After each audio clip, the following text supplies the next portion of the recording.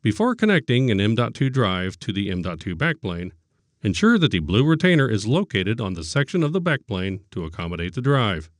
Press both sides of the retainer, then move the retainer forward until it is in the large opening of the keyhole. Remove the retainer from the keyhole. Insert the retainer into the correct keyhole and slide it backwards until it is secure, but not in the way for the installation of the M.2 drive. Insert the M.2 drive at an angle of approximately 30 degrees into the M.2 backplane connector.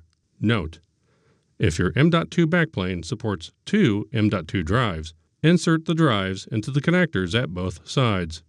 Rotate the M.2 drive down until it is parallel with the backplane. Slide the retainer forward onto the notch of the M.2 drive to secure the drive in place.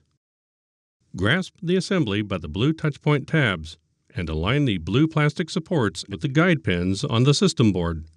Then insert the M.2 backplane into the M.2 slot on the system board. Carefully press down by the edges to seat it. Install the compute node cover.